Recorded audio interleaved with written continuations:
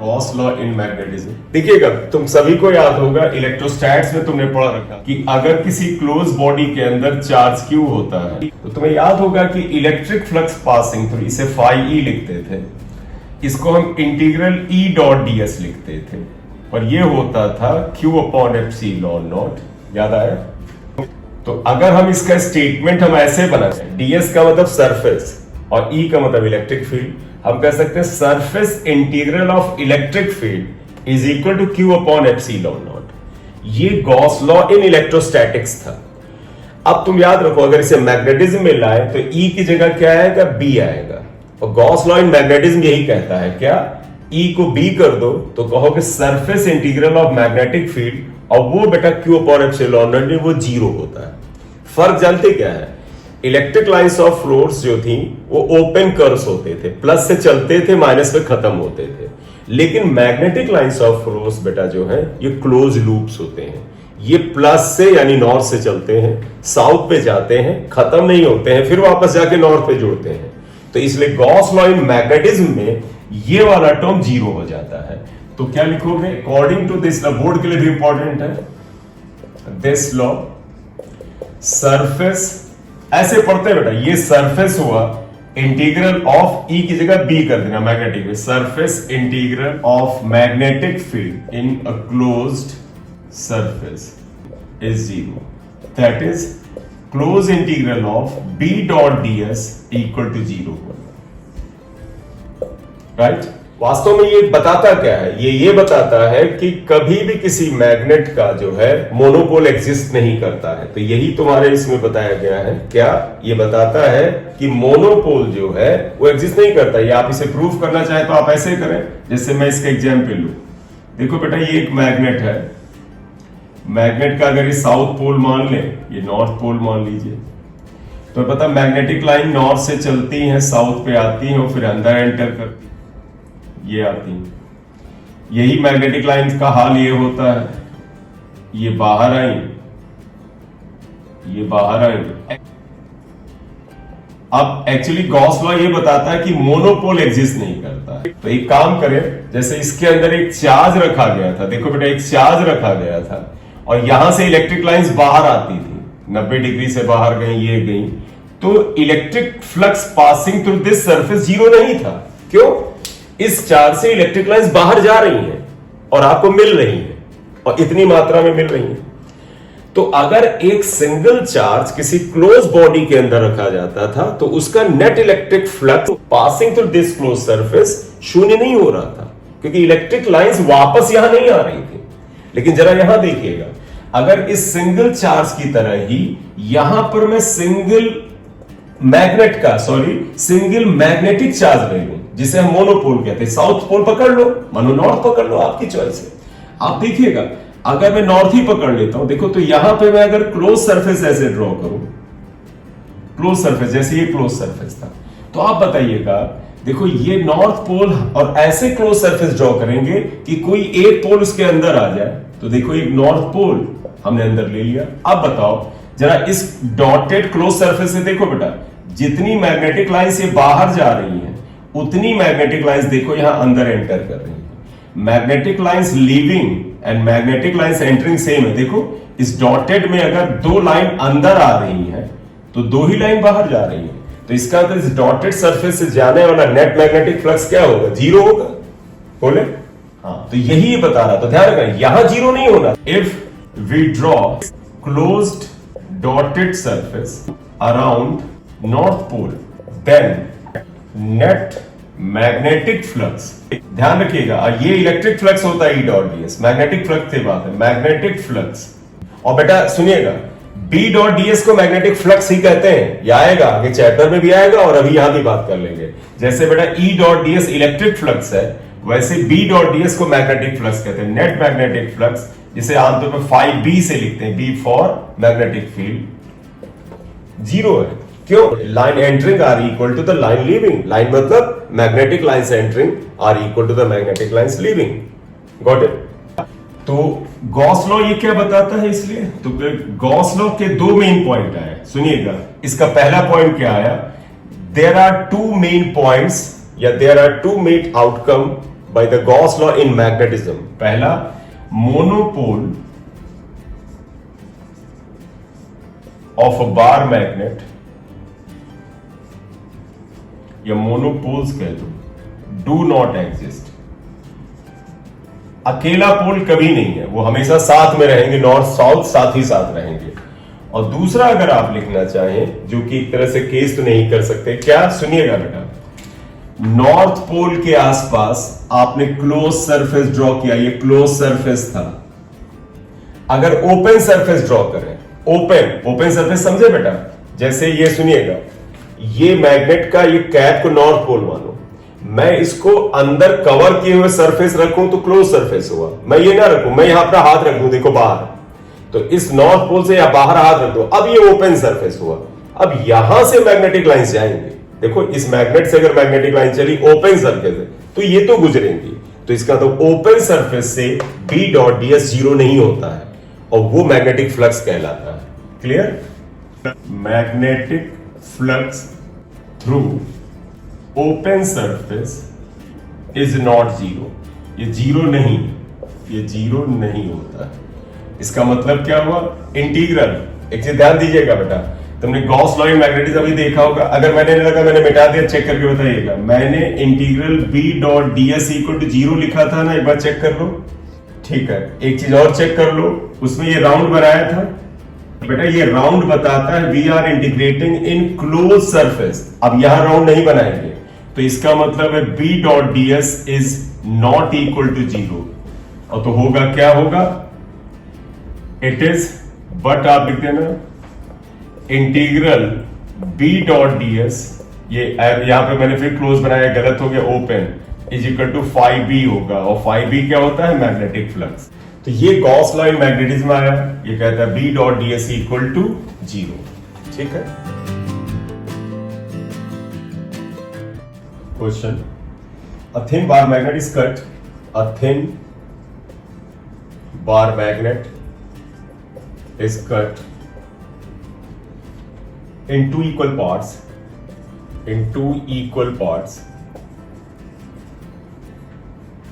as shown in figure, figure इन्होंने ये बनाया है, ये एक बार मैग्नेट है और इसको ऐसे कट किया है दो equal part. The ratio of moment of inertia to the magnetic moment of each part become as compared to original magnet.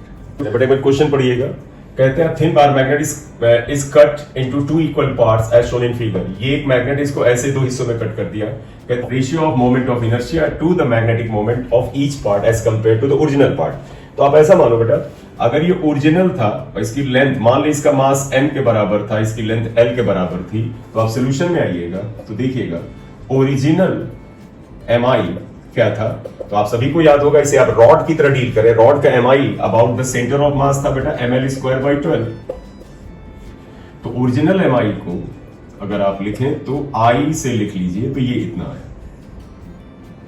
ठीक, अब दो हिस्सों में डिवाइड किया, तो देखो बेटा जब इसको दो हिस्सों में डिवाइड कर तो ये ऐसे पार्ट आया ये, और एक ऐसे पार्ट गया।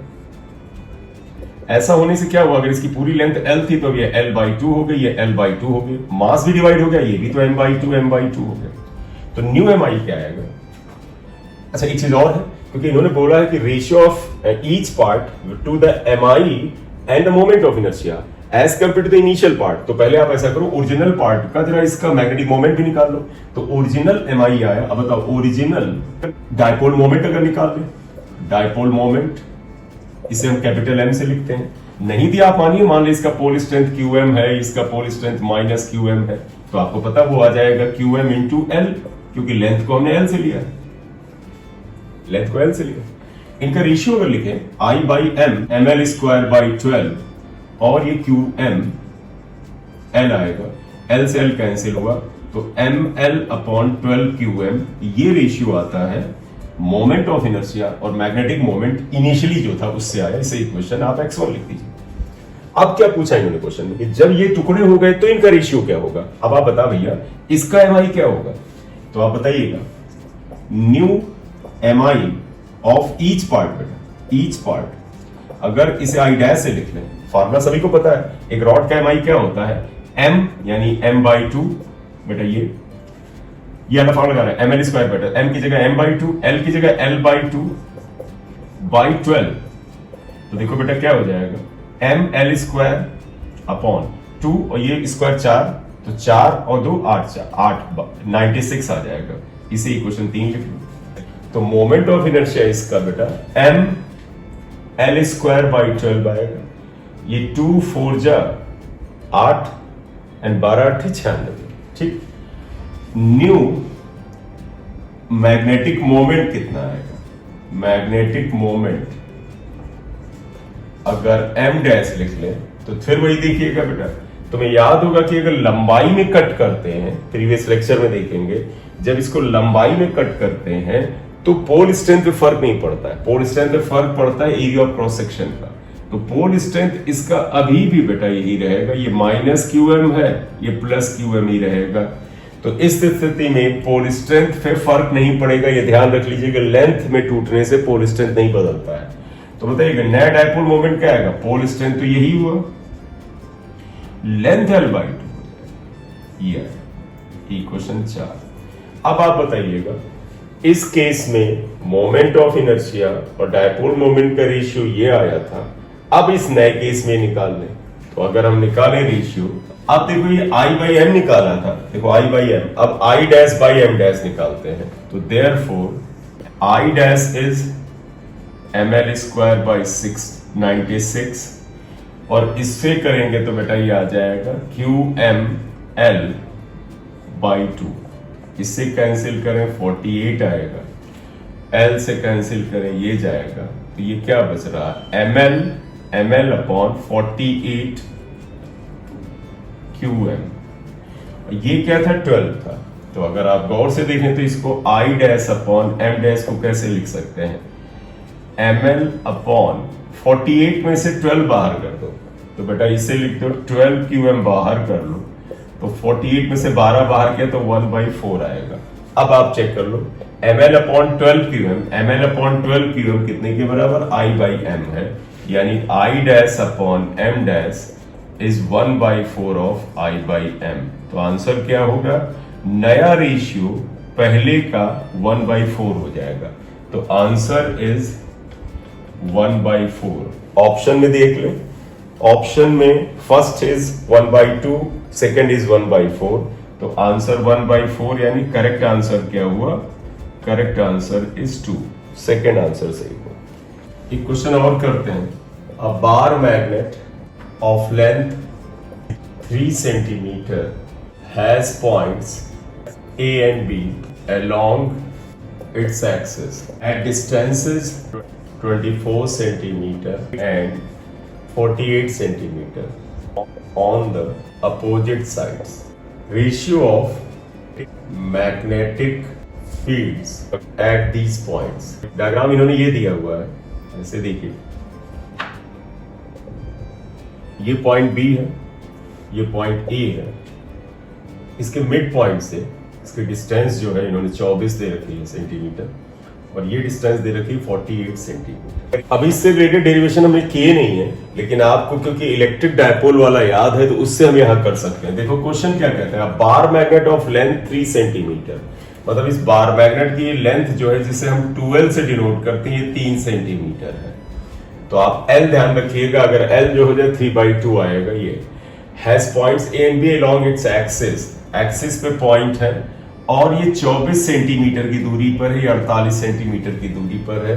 कहते हैं ये एक पॉइंट ए इधर है, एक पॉइंट बी इधर है। मैं पूरा क्वेश्चन ही पढ़ता हूं। Bar magnet of length 3 centimetre has points A and B along the axis at distances 24 centimetre and 48 centimeter on the opposite sides. The ratio of the magnetic field at these points. तो पहली चीज ध्यान रखिएगा, ये point अगर आप देखें तो ये भी एक्सिस पर है, ये भी एक्सिस पर। तो आपको ये फार्मूला याद है, अगर ना याद हो तो इलेक्ट्रिक डायपोल से रिलेट कर लीजिए। वहां पर 2p/r³ होता था, यहाँ p की जगह m आया हुआ है, इसी को लगाते हैं। तो देखो बेटा, एक बार यहां पूछा, एक बार यहां पूछा। देखो बेटा आप क्या लिखोगे, since BA equal to μ0/4π 2m/r³ on the axis. A का एक्सिस से मतलब है, इसी मैग्नेट के लिए ये कांस्टेंट तो सेम ही रहने वाला, तो बदलेगा नहीं क्योंकि मीडियम नहीं बदल रहा है, m भी सेम रहेगा। इसका तो BA is proportional to 1/r³ आया। तो अब आप बताइएगा, अगर इस पॉइंट पे मैग्नेटिक फील्ड, इस पॉइंट पे मैग्नेटिक फील्ड का रेशियो चाहिए, तो यहां से फारा लगा लो। BA ए कैपिटल मतलब इस पॉइंट को रिप्रेजेंट कर रहा, BB का मतलब है ये इसको रिप्रेजेंट कर रहा है, और R में इनवर्स का रिलेशन है, इसका मतलब आएगा RB अपॉन RA का क्यूब। ये RB है बेटा, आप इसे RB माने, और ये RA है, ये RA मानिए। तो RB कितने के बराबर है बेटा, आप यहीं पर लिख लो, BA upon BB equal to RB is 48, RA is 24, cube आया, ये कैंसिल हुआ 2 का क्यूब बेटा 8 होगा, तो 8 आ जाएगा, तो आंसर ही यही हो जाएगा 8। तो जो आंसर 8 हो वही आप यहां पर लेकर चलेंगे। तो फर्स्ट ऑप्शन इज 8, पहला ऑप्शन देखें तो 8 के बराबर, तो आंसर 1, आंसर इज 1, यही आंसर। इस लेक्चर में जो यहां तक हमने जो थ्योरी का पार्ट पढ़ा, उसके बाद बेटा हमने यहाँ कुछ न्यूमेरिकल, नेक्स्ट लेक्चर में और न्यूमेरिकल लेते हैं और मैग्नेटिज्म का अगला हिस्सा लेके चलते हैं जो कि अर्थ मैग्नेटिज्म होगा। Thank you very much for watching the video. अगर आपको ये वीडियो, ये चैनल आपको यूजफुल लगता है तो इसे सब्सक्राइब कर लें, बेल आइकन को प्रेस कर दें और अपने मित्रों से शेयर करें। Thank you very much.